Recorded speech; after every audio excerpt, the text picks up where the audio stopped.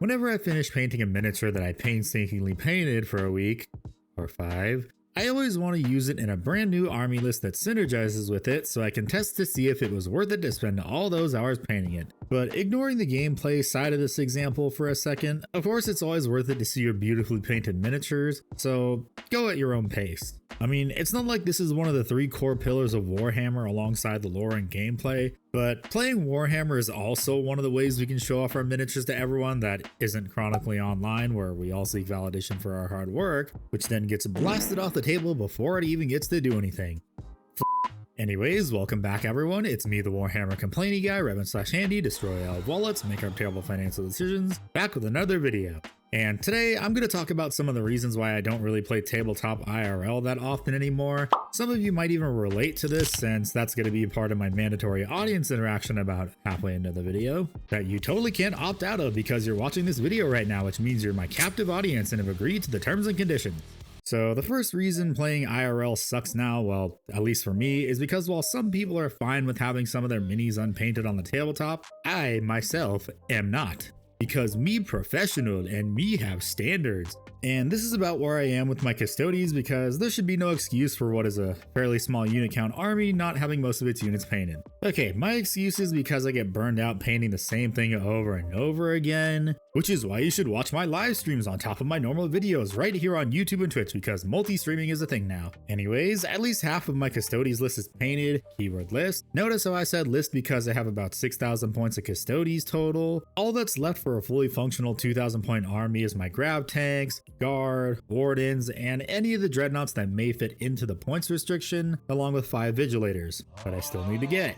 But I know a lot of people sometimes have issues like me with having a fully painted army and not a fully gray one. I get it, not a lot of us have time to be painting 24/7 like I probably can because the job market is shit right now, and I've applied for so many of them and I have only really gotten rejected and or ghosted.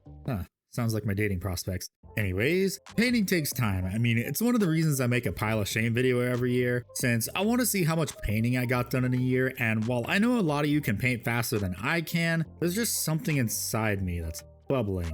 And no, it's not gas. It's that feeling of self-doubt and it never being good enough. But honestly, that's fine. We're all our own worst critic, and for our painting standards, we always want to do better. But I also know if I paint the same thing for too long, I burn myself out. If you're fine with most of your army being unpainted either due to time constraints, painter's block, or just not feeling it, that's okay. We all paint at our own pace. So yeah, the rules of the game, they can really fucking suck at times. It also doesn't really help that GW is using the modern day AAA game studio model of release it in a broken state and patch it as we go, but this is the second reason why I don't really play 40k that often in person anymore. It's honestly because I don't want to waste 2 to 4 hours of my life playing an army that's ass and has no chance of winning because they put B team in charge of the rules, looking at you Custodies and Dark Angels Codex and possibly the Knights Codex. Also, yes, this is just a quick note, I know Custodies just won Worlds, but only because they abused our best HQ to yeet bodies up the board, and also grab tanks just deleting anything with moderately high toughness. I can feel the nerf bat coming. But since I also brought up Knights, I don't like the changes from the leaks reducing the toughness, adding a few more wounds, reducing the objective control, and giving them a 5-up invuln for everything. This doesn't really fix the complaints a lot of Knights players have, which is they're so damn squishy, and reducing the toughness only makes it worse, because now it just makes it easier to wound Knights, and reducing your objective control only makes it worse in an army that at most has 6 to 8 miniatures.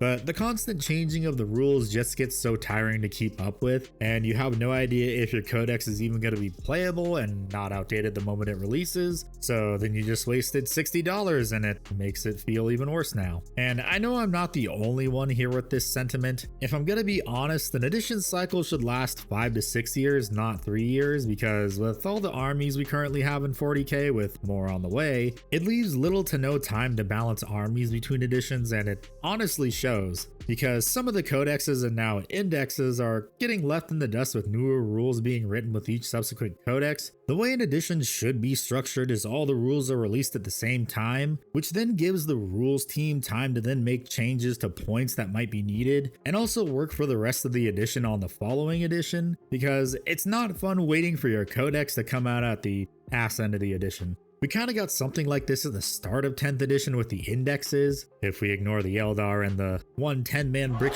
house custodian guard squad, which got fixed pretty quickly, unlike the Eldar. I liked the idea of indexes because it was as close to one-page rules as we'll ever get for 40k, and also because it was free, like most other tabletop war games nowadays. And you can't tell me that this game isn't in a starry state when you literally have to release a new detachment for every single army, disguising it as a holiday treat, because more often than not, only one of the multiple detachments in a codex even works, unless your Dark Angels and the basic Space Marine one is your best detachment, and none of the ones in your own codex.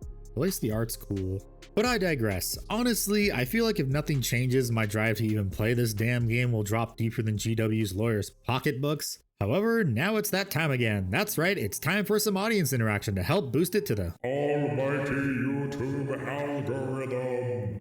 So maybe drop a like and subscribe please, because your support and engagement for this elaborate shitpost of a channel only helps it grow to reach more Warhammer and Battletech fans. Also, just wanted to thank everyone for helping me hit 10,000 subscribers before the end of the year. But let me know in the comments down below, how do you enjoy playing Warhammer? Do you play for fun, making dumb lists that shouldn't even work? It can also be narrative games to reenact your favorite moments from Warhammer, or is it just random bullshit go? Since I feel like a lot of us could use a motivational excuse to play Warhammer right about now. Anyways, the reason I don't really play Warhammer IRL as often anymore is because nobody really plays to have fun anymore. Well, I know a lot of friend groups do play to have fun, but if you go to an LGS for a pickup game or a store league, it's always sweat in my experience. And this applies to both 40k and Horus Heresy. All it ever is now is the sweatiest meta lists in existence where you don't really get to do anything, and the moment the match starts it's pretty much game. I can't come to the store with my stupid Oops All Tanks and Dreadnoughts list for Custodes, the Oops All Bikes list, although I would rather not play it because I'm not paying $800 for 9 Forge-rolled bikes, my Heavy Fire support list that uses an Astraeus and Dreadnoughts, or my I Want to Play Inner Circle list which uses the Lion but he's not as optimal as last edition, my Oops All Terminators list from editions past, or my Imperial Knights that will lose before you even start the game depending on the matchup. A lot of us, not the 23,000 or so people across the globe you see at a grand tournament, like to play Warhammer to have fun. We play with units we think are cool, not what's most optimal, because we don't buy the overpriced plastic that's meta, we buy the overpriced plastic or resin we want to see on the tabletop, that's hopefully painted. I would call myself a decent player since I regularly follow the rules updates, so I have a basic idea of how the game state is before I even decide to go play at my game store, because then I know if I'm going to be wasting my time or not. But if the game is in a decent state, usually when I build a list I have a few requirements. My list needs to have anti-tank / monster, fast movers, action monkeys, objective holders, and a dedicated distraction card effects. So then I'll be ready for pretty much anything and also still have fun. I also noticed that Warhammer started to change from a casual war game to a competitive sport around 9th edition, and I literally played every single week at my LGS during 9th edition. But for more on this subject, here's my co-host Ickbard to talk about the history of Warhammer as a competitive game, because unlike me, he actually goes outside and plays in competitive tournaments, so any sources he talks about will also be in the description. So the specific edition we can pinpoint when GW wanted to have 40k cater to the competitive scene as the primary way of play was 9th edition. Frontline Gaming, called FLG for short, created the International Tournament Circuit, or the ITC, over 9 years ago as a way to score competitive games of Warhammer and adjudicate rules in a comprehensive and unilateral fashion. GW announced that they were teaming up with the ITC to create the Grand Tournament mission packets. While we have sources that show FLG was directly involved in the playtesting, that article that GW released has been memory holed due to the fact that GW redesigned their websites and all their old URLs are now defunct. In short, GW brought in the ITC, who is owned by Frontline Gaming, to write the mission packets. They then have professional players who play in those tournaments, hosted by Frontline Gaming, playtest the mission packs and codexes ahead of time. This led to exciting gameplay on FLG's live streams and drew attention to this style of play for the masses as the new norm. This new norm was lucrative for GW, where rotating rules that you have to buy several times a year would cause various factions with moderately varied lists to be the new meta, which in turn caused more purchases of GW models. The three major changes to this cycle they have created was the removal of the playtesters because they were consistently leaking every codex. GW absorbing ITC, and their mission packs are released once a year now instead of 4 times a year. This is why 9th edition was when GW turned 40k into a competitive sport first and a war game second. Thank you, Ickbard, for that great insight as to why Warhammer is getting less enticing to play as the years go on. Since nowadays, Warhammer is all about using the most optimal units for an army, and how can I make sure this list always wins? Warhammer was not always a highly competitive game. It was originally a game for bros to hang out on a weekend, drink, throw some dice, and talk about life. But if the current trend of rising prices, retiring iconic units, terrible game design, and constant rules changes continues, eventually it'll be the final nail in Warhammer's coffin. If you made it to the end of the video, thanks for watching. If you want to support the channel, hitting the like, subscribe button, and maybe becoming a channel member too really helps this elaborate shitpost of a channel. Also, maybe help the homie out and subscribe to Ickbard's channel. He's also posting Warhammer related content, although not as regularly as me because his videos take a lot more effort than mine. If you want to share some of your cool miniatures, I also do have a Discord server. We're a miniature wargame agnostic because no matter what, we like to see really cool paint jobs. Anyways, I have to go make more terrible financial decisions, so I'll see you on the next video, and remember, being poor is a choice.